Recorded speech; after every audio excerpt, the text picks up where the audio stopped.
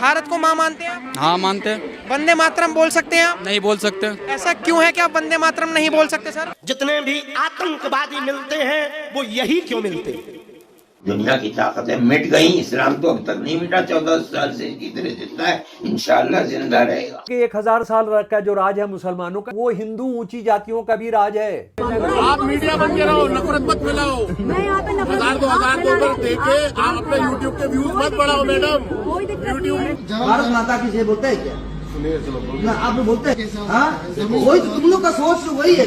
और ये जो आतंकियों के अड्डे हैं ना, अल फलाह यूनिवर्सिटी, अलीगढ़ मुस्लिम यूनिवर्सिटी, जामिया मिलिया, ऐसे सारे विश्वविद्यालय को ध्वस्त करवाने के लिए, तोपों से इन्हें तुड़वाने के लिए अपने नेताओं पर दबाव बनाओ और बुरखा टोपी वाले को टोल करते हैं, उनसे जबरदस्ती बुलवाते कि ये मुल्ला जी यही मुल्ला है। मेन स्ट्रीम न्यूज़ चैनल में तो दिन भर हिंदू मुसलमान होता रहता है, लेकिन अब ये बीमारी यूट्यूब पर भी यानी कि डिजिटल मीडिया में भी आ गई है।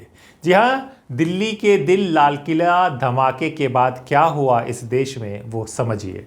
देश में कुछ मोबाइल माइक पत्रकार अचानक सक्रिय हो गए। चांदनी चौक की गलियों में हाथ में फ़ोन लेकर खुद को रिपोर्टर बताकर घूमने लगे और उनके लिए सबसे आसान निशाना कौन? दाढ़ी टोपी पहना कोई भी मुस्लिम। बस कैमरा ऑन किया और सवाल दाग दिया। आप मीडिया बन के रहो, नफरत मत फैलाओ। 1000 2,000 देके आप अपने यूट्यूब के व्यूज मत बढ़ाओ मैडम। यूट्यूब के व्यूज बढ़ाने के चक्कर में नफरत मत फैलाओ। आपने उस आदमी आया, आपके वो मेरी मर्जी, आपके लाइन पे खड़ा हूं मैं। इस मार्केट को टैक्स देता हूँ, मैं मार्केट से तो टैक्स देता हूँ मैं यहाँ पर टैक्स देता हूँ मैं। आप टैक्स नहीं दे रहे हो यहाँ का। तुम काम करो ना, बंद करो। जेब भी कट जाएगी यहाँ पर। अरे बदतमीजी कर रही है, कर रही है बदतमीजी। तू बदतमीजी कर रही है, तेरी मर्जी का जवाब दूंगा मैं, तेरी मर्जी का जवाब दूंगा मैं, जो तू चाहेगी वो दूंगा मैं। कौन है तू? पूछा बकवास कर रहा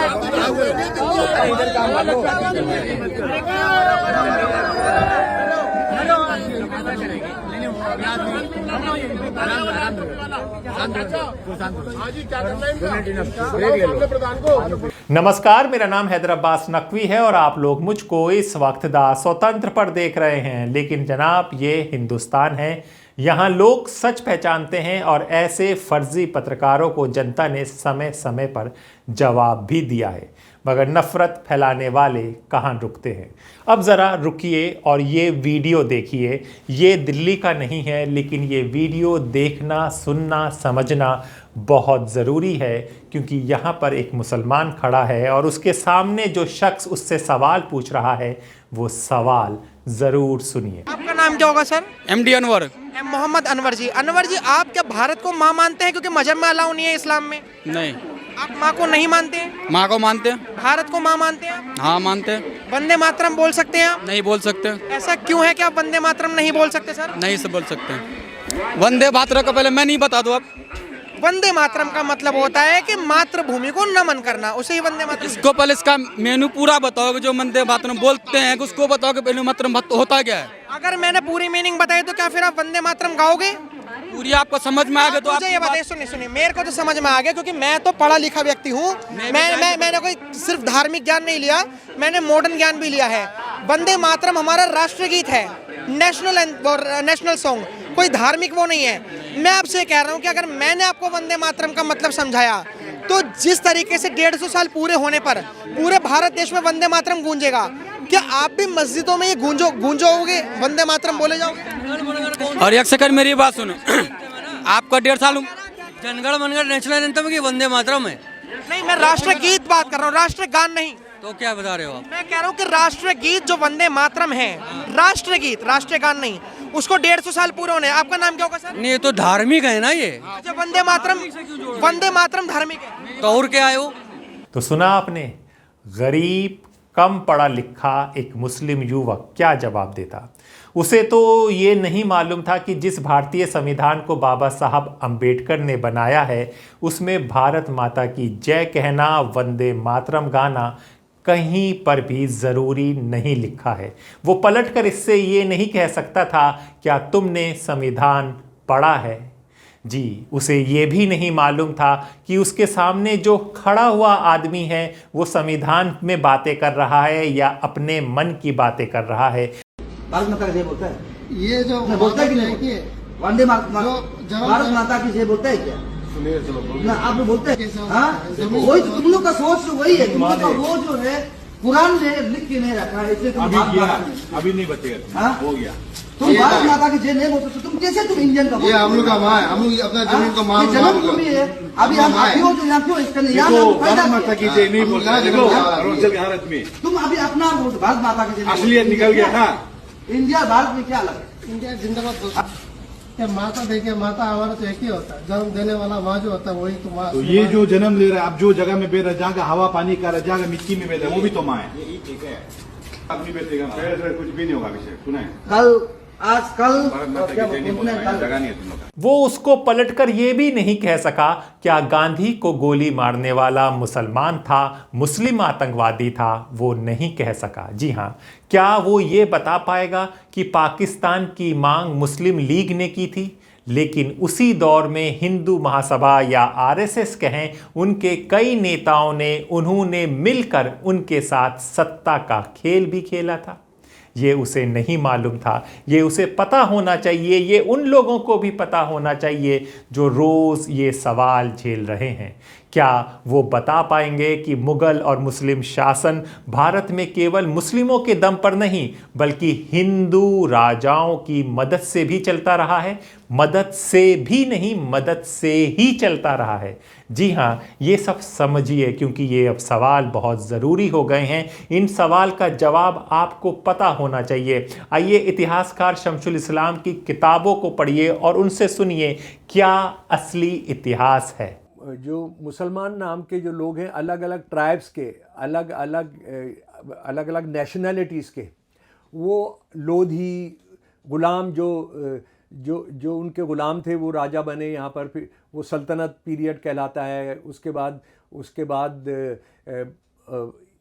मुग़ल आए और बीच में कुछ और लोग भी आते रहे जो अगर दिल्ली को लूट कर चले जाते थे, क्योंकि दिल्ली में ये था कि बहुत ख़जाना है, बहुत खुशहाल शहर है, था भी बहुत खुशहाल शहर था, सोने की चिड़िया कहा जाता था।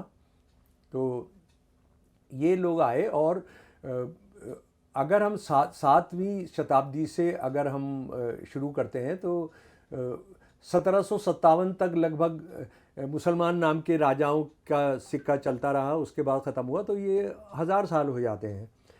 1000 साल के अंदर आप देखिए, अगर आप उस पीरियड को पूरा देखेंगे तो मोहम्मद बिन कासिम को अगर आप छोड़ दें, क्योंकि तो लौट गया, बाकी जो लोग आए वो यहाँ पर टिक गए। उनका राज कैसे चला, इसको हमको समझना बहुत ज़्यादा ज़रूरी है। वो यहाँ की हिंदुओं की जो ऊंची जातियाँ थीं उन पर 200% टिक कर चला और हिंदू ऊंची जातियों ने उनको समर्थन किया, उनको सिपाही दिए, उनको सिपह सालार दिए, उनको वज़ीर दिए, उनको दामाद बनाया अपना, उनके साथ रोटी के रिश्ते रखे। मैं जैसे उसी मामले में कुछ चीज़ें आपको बताना चाहता हूँ, और ये आप शायद इस बारे में जानते हैं कि मैं ओरिजिनल सोर्सेज पर बात करता हूँ, तो मैं हिंदू सोर्सेज पर ही बात करूँगा। हालांकि ये हिंदू शब्द कब आया उसमें जारी है, हम ये सब अपने आप को हिंदू कह रहे हैं, हम मान लेते भाई आप हिंदू हैं और हिंदू की बात है। आप ये मैं ये सारी चीज़ें क्यों बता रहा हूँ कि ये सारा जो यहाँ पर हो रहा था वो हिंदू मुसलमान का सवाल नहीं था, बल्कि जिसको जो मौका मिल रहा था वो कर रहा था। और मुसलमानों ने जो भी अत्याचार किए वो हिंदुओं की ऊंची जातियों की पूरी मदद से किए। ये इसलिए हुआ क्योंकि 1000 साल का जो राज है मुसलमानों का, ये चलो तुम जितने साल भी मानते हो, वो हिंदू ऊंची जातियों का भी राज है। तो सुना आपने, ये तो इतिहास की बात है जो दर्ज है, जो संविधान में दर्ज है। इसको पढ़िए और जवाब देखिए। चलिए छोड़िए ये सब बातों को, आइए आगे बढ़ते हैं। धमाके के बाद की बात आप कर लें, क्योंकि लाल किले के धमाके की बात हुई थी, मुसलमानों की बात हो रही थी। और धमाके के बाद देश और दुनिया के मुसलमानों ने क्या किया, ये जानना बहुत ज़रूरी है। है सबके लिए, क्योंकि इसमें बहुत से जवाब छुपे हुए हैं। जी हाँ, लाल किले धमाके के बाद जहां पे 12-13 लोगों की मौत हुई, आप यकीन कीजिएगा भारत ही नहीं विदेशों में मौजूद तमाम मुस्लिम संगठनों ने इस घटना की कड़ी निंदा की। उन्होंने कहा, हम गहरी संवेदना व्यक्त करते हैं, दोषियों की निष्पक्ष जांच हो और आतंक को समझिए, और आतंक को किसी मजहब से ना जोड़ा जाए। जो आतंक की हरकतें करे उनको सजा मिले। यहाँ पे हम जो दिल्ली में लाल किले पे बॉम्ब ब्लास्ट हुआ है उसकी घोर निंदा करने के लिए आए हैं, और जो लोग उसमें शहीद हो गए उनको जन्नत नसीब हो इसलिए यहाँ पर आए हैं दुआ करने के लिए। और जो दहशतगर्द हैं उनको अपने कब्रिस्तानों में जगह नहीं देंगे, ये मैसेज देने के लिए आए हैं। और जो हमारा नौजवान मुस्लिम यूथ है उससे ये गुजारिश करने के लिए आए हैं कि वो मुल्क की उन्नति में ताउन करें और कट्टरवाद से दूर रहें। और नापाक पाकिस्तान जिस तरह से भारत में इतने सालों से अपना प्रोपेगेंडा चला रहा है, लोगों को भटका रहा है, आतंकवाद कर रहा है, उसकी निंदा और उसको रोकने के लिए हम लोग प्रतिबद्ध हैं। और हिंदुस्तानी मुसलमान अपने मुल्क की को कुर्बानी देने के लिए किसी भी हद तक खड़ा है। हम लोग यही इसलिए हम यहाँ आज इकट्ठा हुए हैं। दहशतगर्दी के खिलाफ ये प्रोग्राम है। जो लोग लाल किला ब्लास्ट में शहीद हुए हैं उनको श्रद्धांजलि खराज अकीदत पेश करने के लिए ये प्रोग्राम बुलाया गया है।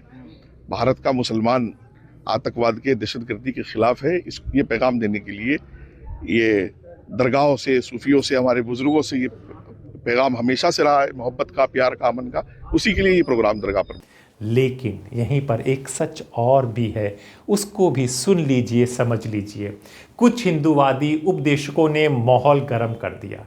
बयान नंबर 1, यति नरसिंहानंद वायरल वीडियो में कहते हैं, अल फलाह यूनिवर्सिटी, AMU, जामिया देवबंद को तोप से उड़ा देना चाहिए, सेना भेजकर साफ कर देना चाहिए। अल फलाह ये एक तथाकथित यूनिवर्सिटी है फरीदाबाद में। ये जो आतंकी डॉक्टर वगैरह पकड़े गए हैं इसी यूनिवर्सिटी के हैं। जो आतंकवादी धमाकों में मरे उनकी मौत पर इस अल फलाह यूनिवर्सिटी में शोक मनाया गया है। हिंदुओं देख लो तुम्हारे साथ क्या हो रहा है। वो आतंकवादियों का भी शोक मनाते हैं और तुमने मुझे केवल इसलिए छोड़ दिया कि मैं इन जिहादियों की सच्चाई पूरी दुनिया को बता रहा था और इन जिहादियों को खुलकर गाली भी दे रहा था और इनके आकाओं से भी लड़ रहा था। वो हर हालत में अपने लोगों के साथ हैं, इसलिए आज उनके 57 देश हैं और आप बिना मतलब लड़ने वालों को छोड़ देते हो, इसलिए आपके पास कुछ नहीं रहा। जिस कौम के पास लड़ने वाले नहीं होंगे वो कौम जिंदा रहेगी तो रहेगी कैसे? चलो हमारी तो जाने दो, हमारा तो जीवन का अंतिम समय है, जो होना है वो हो गया। मैं तुम्हें बताना चाहता हूं, अगर चाहते हो कि तुम्हारे बच्चे जीवित रहे, तुम्हारा वंश चलता रहे, तो एक तो जो लड़ते हैं उनका साथ देना सीखो। और ये जो आतंकियों के अड्डे हैं ना, अल फलाह यूनिवर्सिटी, अलीगढ़ मुस्लिम यूनिवर्सिटी, जामिया मिलिया, दारुल उलूम देवबंद, ऐसे सारे विश्वविद्यालय को ध्वस्त करवाने के लिए इन पर बम बरसा, इनको कोई बुलडोजर नहीं, आर्मी भेजकर तोपों से इन्हें तुड़वाने के लिए अपने नेताओं पर दबाव बनाओ, वरना बचने का कोई रास्ता नहीं निकलेगा। हर हर महादेव, हर हर महादेव, हर हर महादेव। बयान नंबर 2, धीरेन्द्र शास्त्री पालवल से बोलते हैं, जहां भी धमाके होते हैं वहां चरमपंथी विचारधारा वाले लोग मिल ही जाते हैं, हमें डरने वाले नहीं। एक बात तो पक्की है, जितने भी आतंकवादी मिलते हैं वो यही क्यों मिलते हैं? जो हम पर 3 दिन पहले टीवियों की डिबेटों में आरोप लगाते थे, तो हमको कहते थे कि बाबा पदयात्रा क्यों कर रहा, इससे नफरत फैलेगी। जो दिल्ली में बम फूटा उससे भाईचारा फूटा है क्या? अब तुम्हारा कक्का मर गया, अब तुम चुप हो गए। एक भी देशद्रोहियों के खिलाफ वो लोग हमें टीवी पे बोलते हुए नहीं दिखे जो कल तक हमारी पदयात्रा का विरोध कर रहे थे। लेकिन क्या सच है? सच को समझिए, क्योंकि सच जानना बहुत ज़रूरी है। और आजकल सच कोई बोलता नहीं, सच कहीं दिखता नहीं। इस्लाम को मिटाना चाहते हैं आप, दुनिया की ताकतें मिट गई, इस्लाम तो अब तक नहीं मिटा, 14 साल से इसी तरह जिंदा है, इंशाअल्लाह जिंदा रहेगा। लाल किले धमाके के पीड़ित दोनों समुदाय से थे, हिंदू भी और मुसलमान भी। सिटीजन फॉर फ्रेटर्निटी का बयान आया है। पूर्व CEC SY कुरैशी, पूर्व LG नजीब जंग, लेफ्टिनेंट जनरल ज़मीर उद्दीन शाह, पूर्व सांसद शाहिद सिद्दीकी और उद्योगपति सईद शेरवानी, इन सब ने मिलकर कहा, ये हमला पूरे भारत पर है। हम भारतीय मुसलमान इसे पूरी कठोरता से निंदा करते हैं। किसी भी समुदाय को, किसी भी क्षेत्र को इस अपराध से जोड़ना गलत है। मक्का स्थित मुस्लिम वर्ल्ड लीग भी सामने आई। उन्होंने कहा, हम हर प्रकार के आतंकवाद की निंदा करते हैं। ये इस्लाम नहीं, केवल अपराध है। यही है हमारा हिंदुस्तान, एक ऐसा देश जहां धमाका कोई भी करे दुख हर दिल को छूता है, जहां आरोप लगाने वाले भी मिलते हैं और सच बोलने वाले भी। इस देश की एकता, इस देश की अखंडता किसी नफरतबाज से बड़ी है। इसलिए याद रखिए, अगर कल कोई यूट्यूबर, कोई फर्जी पत्रकार या कोई गोदी मीडिया आपसे सवाल पूछे तो डरिए मत, उनको जवाब दीजिए, संविधान के तहत जवाब दीजिए, इतिहास को उठाकर जवाब दीजिए। इतिहास और संविधान का जवाब उनको देना ज़रूरी है। यहाँ मेरा एक क्लाइंट है जहांगीर, यहीं भागीरथ पैलेस में उनकी शॉप है और वो यहाँ से निकल रहे थे तो इसी तरह के सवाल उनसे किए गए, इस तरह के नफरती सवाल किए गए। उनसे पूछा गया कि तुम जो है वो जिहादी हो, तुम यहाँ क्या कर रहे हो, तुम्हें पाकिस्तान में होना चाहिए। और जब उन्होंने ऑब्जेक्शन लिया इस पर कि भाई ये यहाँ पर लाल किला है, इतनी सेंसिटिव जो है वो प्लेस है ये, और आपको यहाँ पर ये सारी बातें नहीं करनी चाहिए, तो उनको मुल्ला, जिहादी, ये इस तरह के जो है वर्ड्स के करके जो है पहले प्रोवोक किया गया। किसने किया? कौन था? यहाँ पर एक A to Z नाम का एक यूट्यूबर है जो 200 रुपये का माइक लेकर घूमता है, और उसके साथ साथ में और भी कुछ लोग हैं, उसकी जो पूरी टीम है। अभी आपने देखा होगा कि एक वीडियो वायरल हुई है जिसमें वो हलाला की पैदाइश, मुसलमानों को तरह तरह के जो है वो एलिगेशंस लगाकर और जो है वो उनको धमकियां दे रहा है और उनको प्रोवोक कर रहा है कि आओ और मुझसे लड़ो आकर, और मैं तुम्हें सबक सिखाऊंगा। हमें मेरी चांदनी चौक में शॉप है, और जब मैं आ रहा था अपनी शॉप बंद करके तो यहाँ पे कुछ धर्म के नाम पे बहुत तरह की गंदी अल्फाज कही है उसने कि कटमुल्ला तू यहाँ पे सुन रहा है, तूने तो ये दंगे करवाए, ये जो बम ब्लास्ट हुआ है तुम्हारे कौम के लोगों ने ही कराया। ये कौन बोल रहा था? जो यूट्यूबर है, कुछ अपने आप को यूट्यूबर करे, जो धर्म का एक ठेकेदार बनते 500-500 रुपये बेरोजगार को लेके और बुरखा टोपी वाले को टोल करते हैं, उनसे ज़बरदस्ती बुलवाते कि ये मुल्ला जी यही मुल्ला है, इनको कोई अधिकार नहीं है यहाँ पे खड़ा होने का और हिंदुस्तान के अंदर में रहने का। मैं इस चीज़ को आम जनता से यही कहना चाहता हूँ, रोजी रोटी का मसला, इसमें कोई धर्म जात पात का कोई मसला है ही नहीं। यानी वो अपने व्यूअर्स के लिए, अपने व्यूज के लिए यही है। हम लोगों को कोई ऐसा मसला ही नहीं है कि धर्म के नाम पे लड़ा जाए। ये तो अपनी चमकाने के लिए धर्म पॉइंट यहाँ पे नफरती पॉइंट ये पहले कनाट पुलिस था, अब ये लाल किला के सामने इन्होंने एक पैलेस पॉइंट जात पात का मुद्दा बना दिया है। हर लोगों को टोपी बुरखे में जाते हुए देशद्रोही बताते हैं, जिसे क्या नाम है, इस देश को कोहिनूर हीरा को कोयले की खान बता रहे हैं। इन्हें ये नहीं पता कि इस देश में मुस्लिम भी और हिंदू भी, सारी जाति के लोग एक गुलदस्ता। तो अपने दोस्त हैदराबाद नकवी को इजाज़त दीजिए, फिर होगी मुलाकात ऐसे ही किसी खबर के साथ। तब तक के लिए नमस्कार।